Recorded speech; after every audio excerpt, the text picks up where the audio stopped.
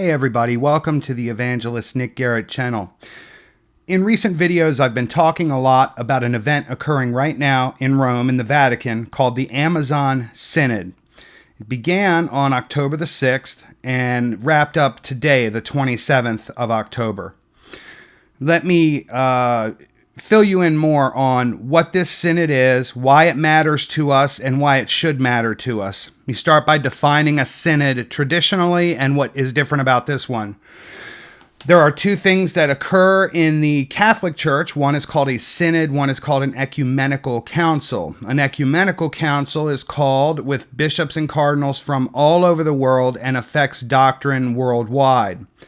Historically, synods have been reserved to a region. However, as you'll learn in the documentation I'm sharing with you today, this particular synod is designed to be a model for worldwide use. So that makes this one unique.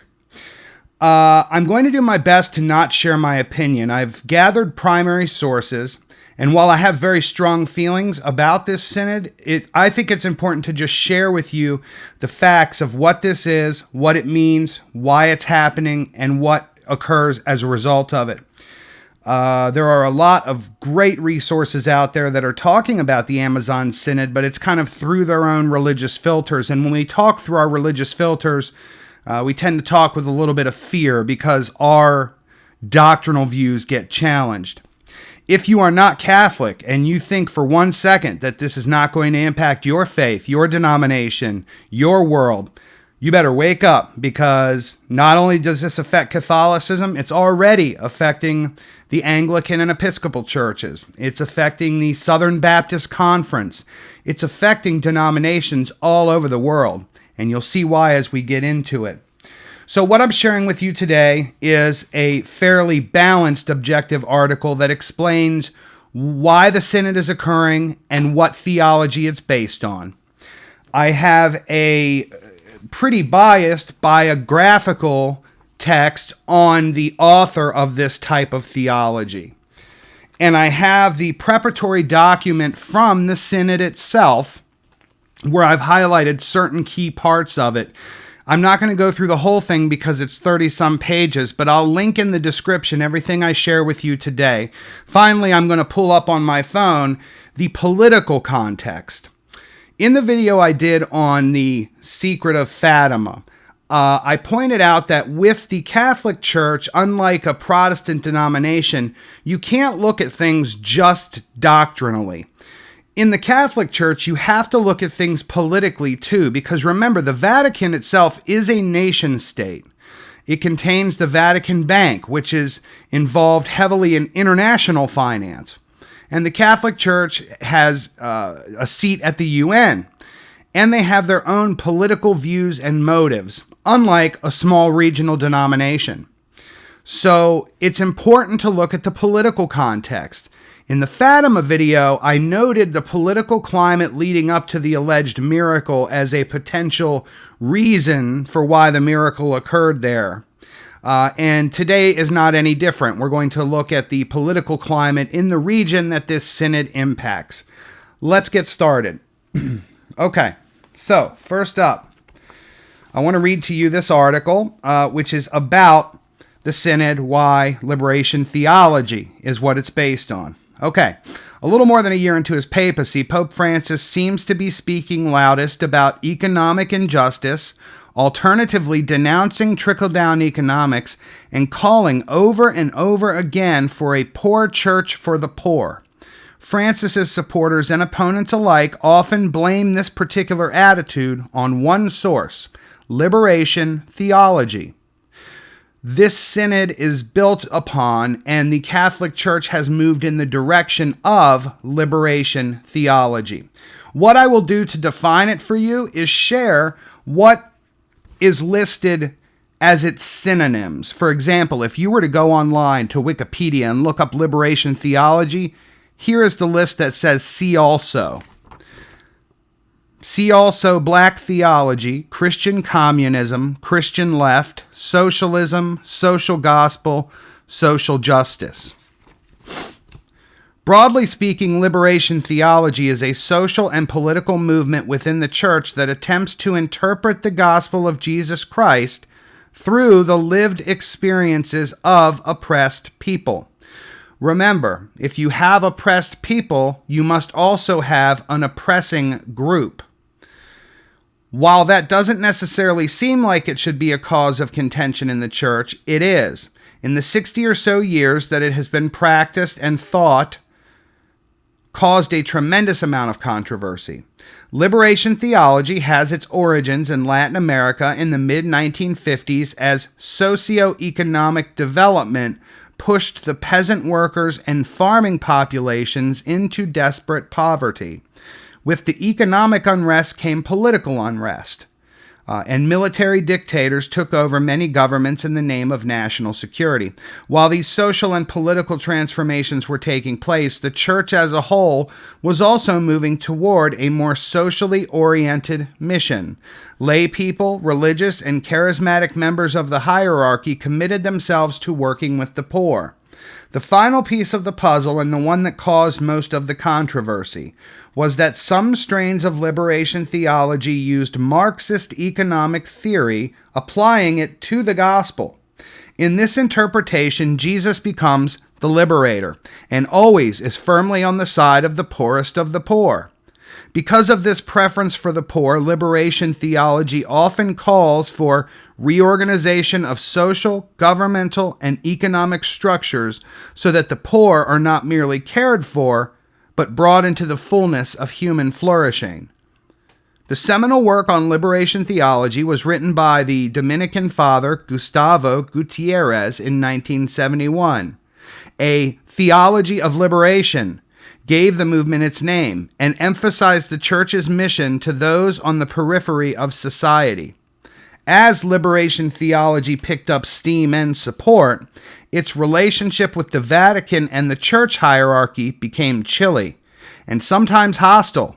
In 1984, the Congregation for the Doctrine of the Faith, led at the time by Cardinal Joseph Ratzinger, who would become Pope Benedict XVI, the one who resigned directly ahead of Pope Francis, he condemned liberation theology because of its use of Marxist principles and its association with political movements.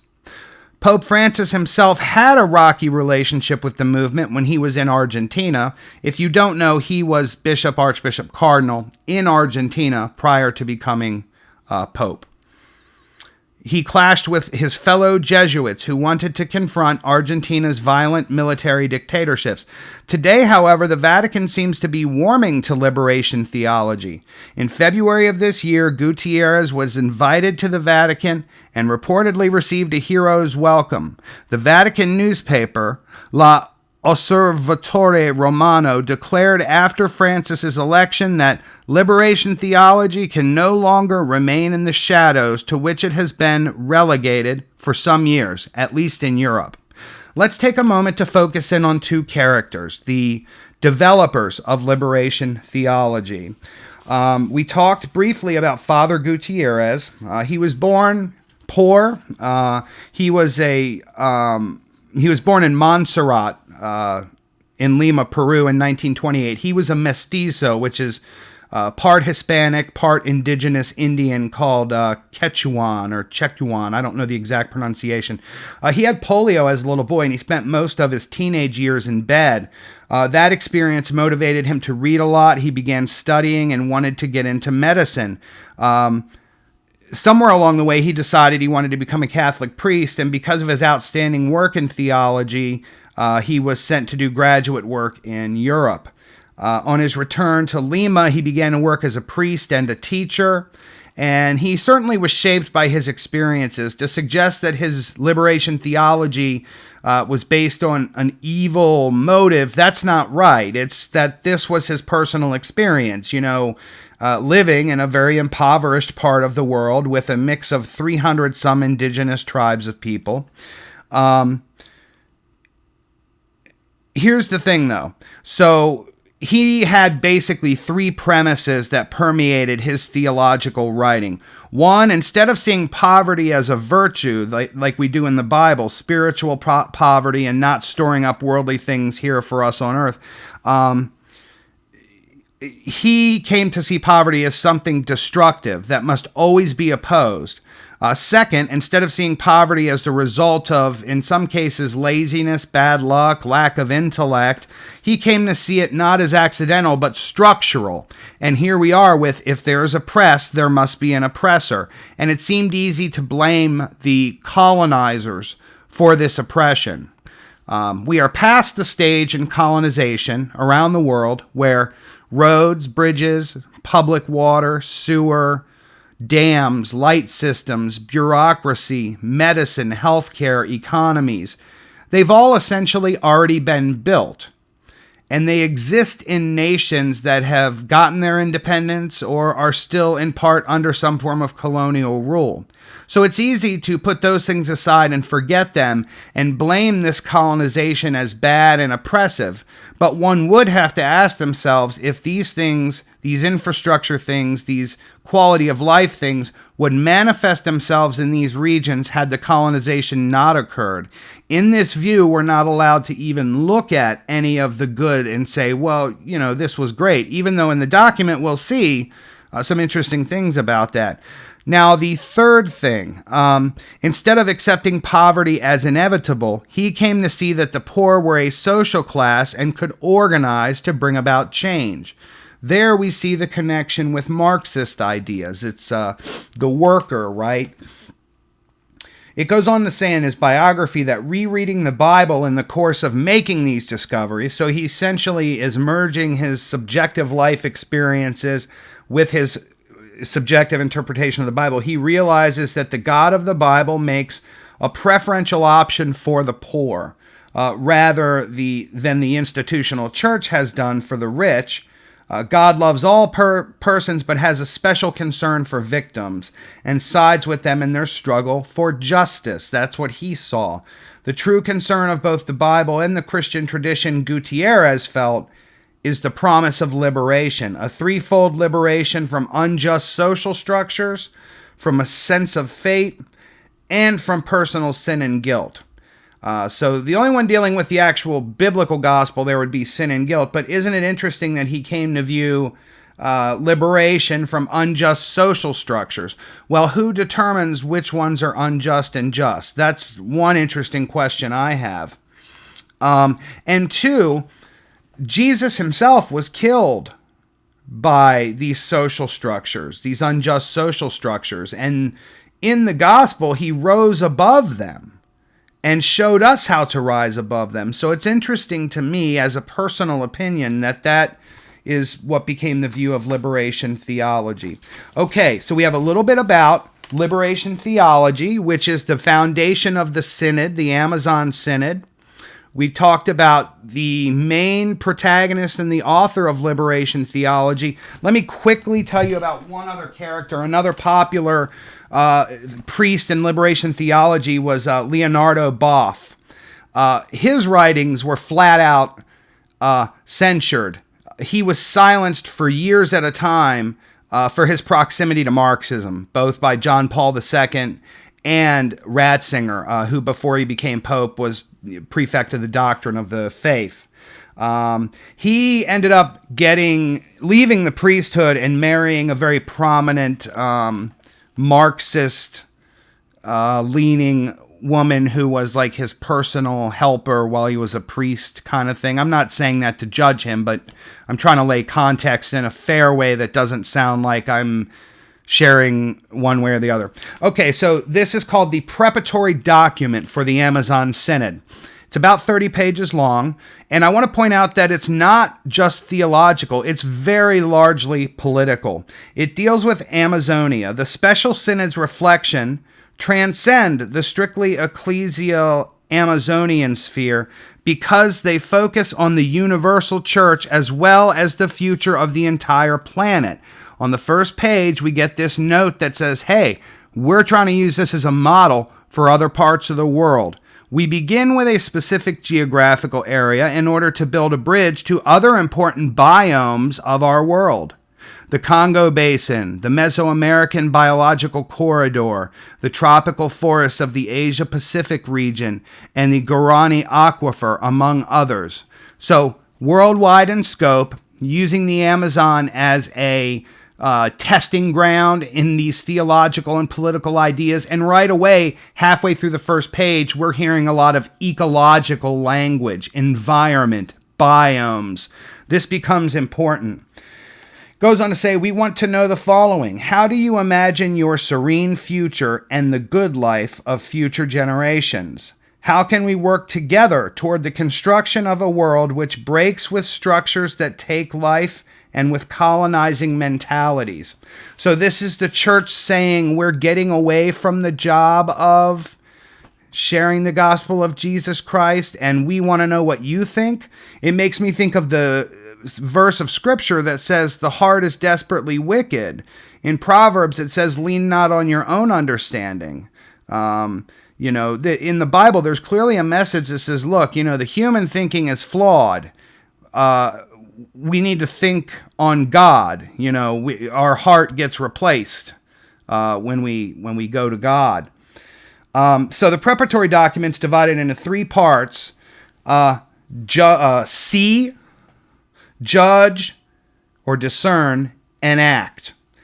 What's interesting to me is that the first part of this document is all about the actual region itself and its natural resources. One of the themes of this synod is, hey, this is a really special part of the world with its rainforests and its eco-diversity, and it almost reads like an inventory of the natural resources there, but that the Catholic Church is going to be the benevolent leader that helps the indigenous people step up and protect their land. Well, I'm just curious if the wealthiest institution in the world, who owns and runs the Vatican Bank, which is involved in international currency and business, is the best group to be impartial about these natural resources and these people. Because the money of the investors who go in to log the Amazon rainforest, I'm sure, at some point goes through the Vatican Bank.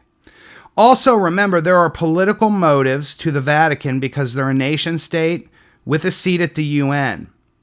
And they are essentially, you could lay this document down next to Agenda 2030 and they would match ideally in almost every way. So these things are happening, and we might ask, why are they happening? Let me read you a few pieces of information about the political climate in South America.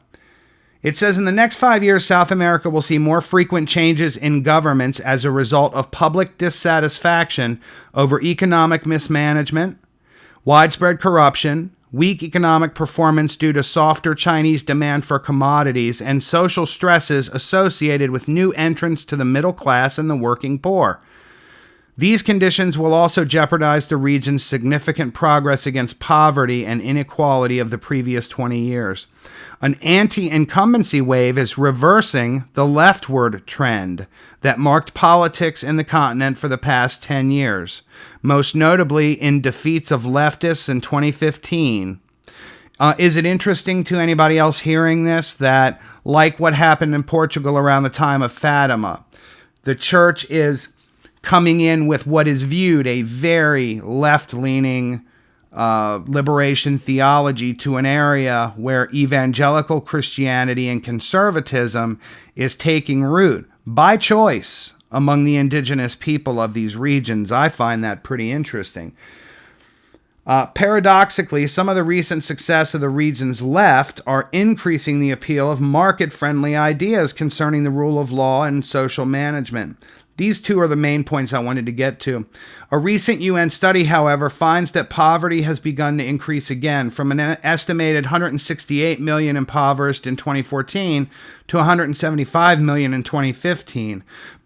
Well, that right there might indicate why there's a reversal and people leaving the leftward-leaning political model that has been in the last 20 years, is because poverty is increasing according to this UN statistic. Here's the key one. The rise of evangelical Christianity in Brazil, and to a lesser degree elsewhere, will create new political forces that stress the rule of law and less government regulation, views that have lower class support. In Brazil, the growing political strength of evangelicals, roughly a fifth of the population, has shifted from an early alliance with leftist leaders to a more conservative agenda on issues such as abortion, while seeking to address the needs of its poor and middle-class members with a push for education. In the spring of 2016, the Evangelical Caucus, known as the Bible Bloc, helped drive an effort to impeach President Rousseff on corruption charges. However, charges of corruption against several evangelical politicians in Brazil could damage their clout. It goes on to talk about the concerns in South America over the same things happening in North America regarding illegal immigration and trafficking. Let me get back to this document. Under section 1, we said there were 3 things: see, discern, and act. We're still under C, and we are under number 2, socio-cultural diversity. I just want to read a few fragments of what it says. The demographic occupation of the Amazon basin precedes the process of colonization by many, perhaps by thousands of years. This is saying that the indigenous population in the Amazon was strong and remains strong in spite of colonization. I'm pointing that out because of the framing of liberation theology of this issue of colonizing as bad. Yet, even in this document, some things seem to point to the opposite. And I'm bringing this up to reveal that there is an agenda here more than moral and religious. It's very political in nature. Nonetheless, the wealth of the Amazonian rainforest and rivers is being threatened by expansive economic interests. Again, Vatican Bank. Why is the Catholic Church uniquely positioned to be the moral authority over the indigenous people who, according to the political data, are making their own choices and moving in a direction that they choose? Currently, between 70 and 80% of the Pan-Amazonian population resides in urban areas. Many of these indigenous people are undocumented or irregular, refugees, and those hailing from riverside areas or belonging to other vulnerable categories of people. So it sounds to me like that's saying they have found a way, that they are living there. Think of what a liability it must be for the world government motive to have large urban centers with a population of up to 80% that's undocumented. It sure seems like that it would be easy for an institution like the Catholic Church to help everyone and come in and document them and manage their natural resources for them. All through this, I see things where it's like, okay, so it tells me they're doing just fine, right? But you have to step in and rescue them, right? I mean, in one sense, how is this not the very xenophobia and racism that it accuses of the oppressors when they're positioning themselves as the benevolent ones that know more about these people and their land than they do? In fact, Lifesite News had a fascinating interview with an indigenous Catholic tribal leader who was very critical of some of the interests of the Amazon Synod because it's moving them back toward idolatry, and they liked the advancements they had made. And I think that interview was quite unexpected. In summary, the excessive growth of agricultural, extractive, and logging activities in the Amazonia has not only damaged the ecological richness of the region, its rainforests, and its waters, but it has also impoverished its social and cultural wealth. So basically then, the Catholic Church with its Vatican Bank are the more benevolent, wealthy people that are going to help when they've already been there through missionary activity for 500 years. And I'm sure that the companies doing logging have accounts with the Vatican Bank or have transferred money or done money market exchanges through that bank. Number 3 is identity of indigenous peoples. Apart from the threats that emerge from within their own cultures, indigenous people have experienced severe external threats ever since first contact with colonizers. The first colonizers were the Spanish and Portuguese, and one of the very first things they did were bring in Catholic missionaries. Against these threats, indigenous people and Amazonian communities have organized themselves and fought to defend their lives and cultures, territories, and rights, and the life of the universe and of all creation. Well, if that's the case, maybe the answer is to leave them alone. Does anybody get that idea? A document called the Aparecida document, referring to respect for indigenous and Afro-American people, says society tends to underestimate them in the oppressor-oppressed concept, ignoring their differences. Well, when I read that it said ignoring their differences, isn't that the egalitarianism that the modern movement would have? That there are no differences, we're all the same? Well, if everybody's being viewed, coexisting and being viewed as not having dramatic differences, isn't that the desired result? Maybe I don't understand it. It says the Catholic Church is present in many of these contexts in the persons of missionaries committed to the cause of indigenous and Amazonian people. Maybe that's their goal, but basically what they're saying is the Catholic Church has been colonized there, the very thing they're criticizing. Number 4, church's historical memory. The church's presence in the Amazon basin has its roots in the colonial occupation of the area by Spain and Portugal. It's just interesting to me that this document is so pointed against colonizers, but they're admitting themselves as colonizers, but without saying, gee, sorry. You know, maybe there's another document that says, gee, sorry somewhere. So today, unfortunately, traces still exist of the colonizing project. Like what? Roads, bridges, public sewers, water, dams, food, trade. Anyway, it's interesting to me because remember, in liberation theology, you don't want individualism, you want collectivism. Anyone not poor, then, is an oppressor, right? So, number 5, justice and the rights of the people. Pope Francis, in his visit to Puerto Maldonado, called for a change in the historical paradigm, as a result of which states view the Amazonia as a storage room filled with natural resources, with little regard for the lives of indigenous peoples. Vatican Bank investors, anyone? Nature is broken by the harmful effects of a neo-extractivism. That's a very interesting word, neo-extractivism. Dominant culture of consumerism is what we have to overcome.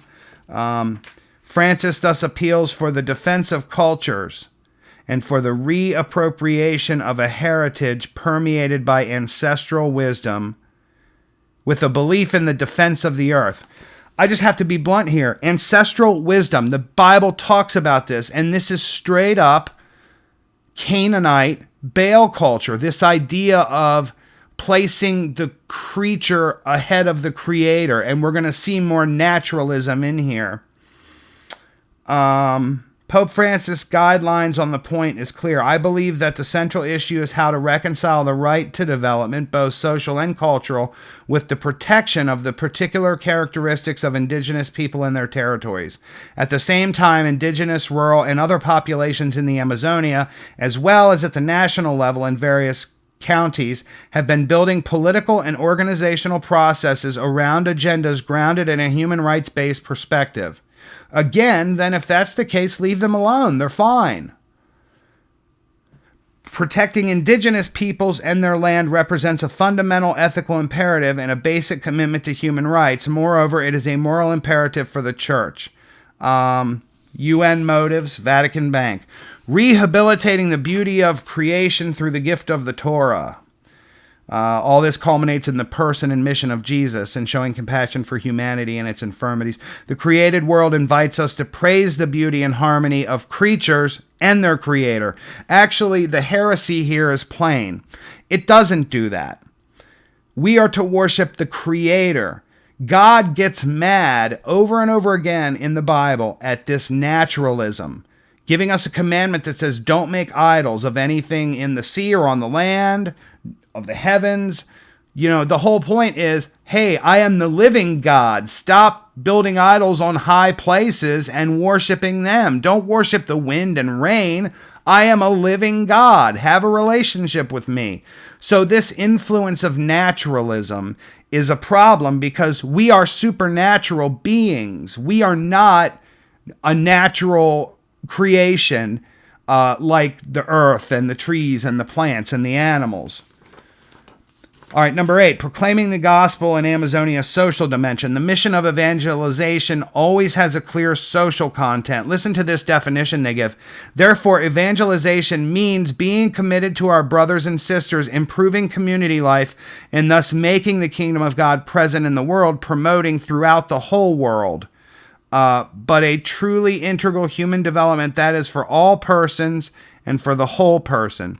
The principle of universality in the task of evangelization. Accordingly, the task of evangelization invites us to strive against social inequalities and the lack of solidarity through the promotion of charity, justice, compassion, and care amongst ourselves, animals, plants, all of creation.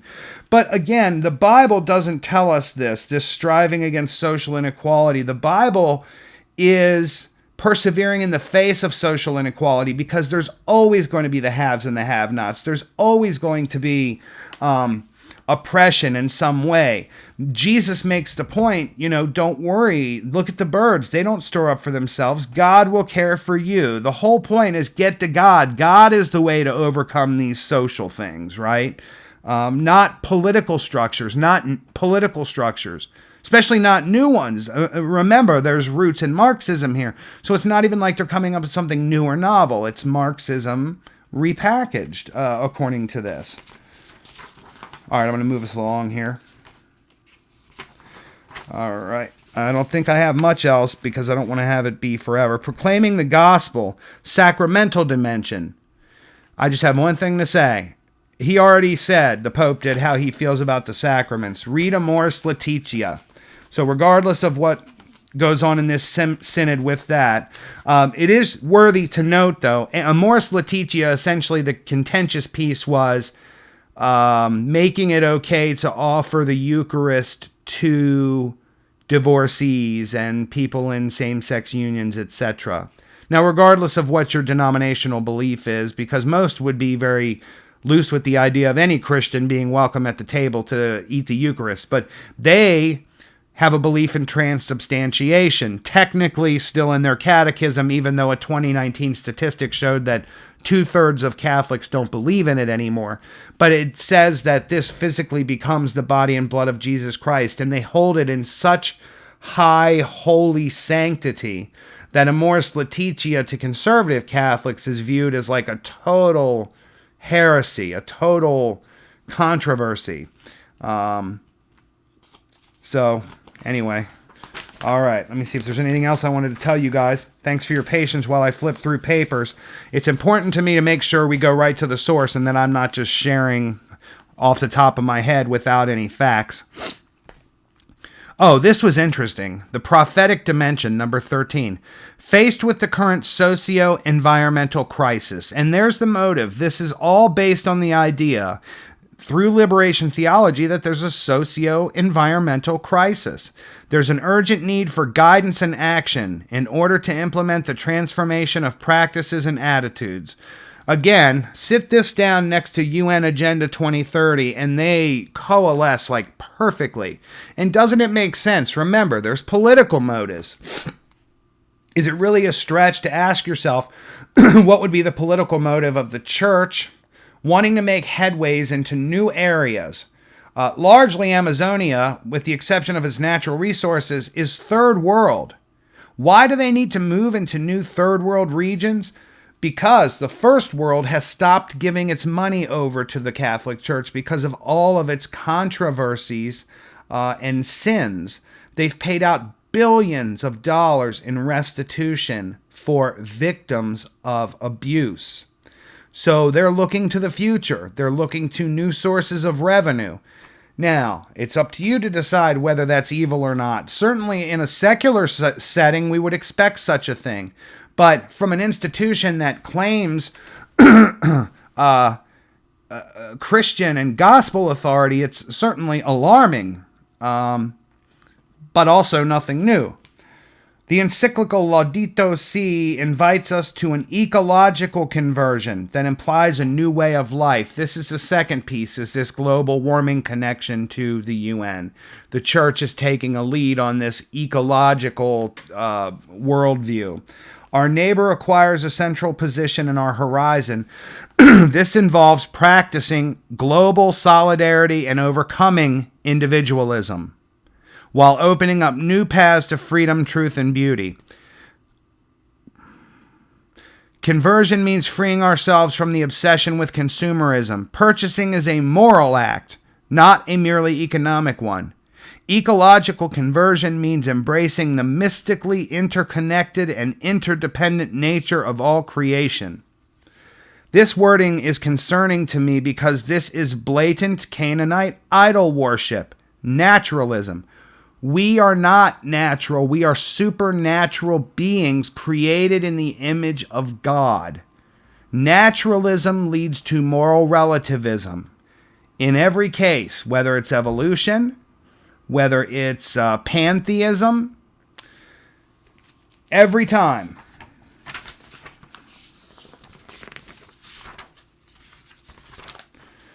I guess that's about it.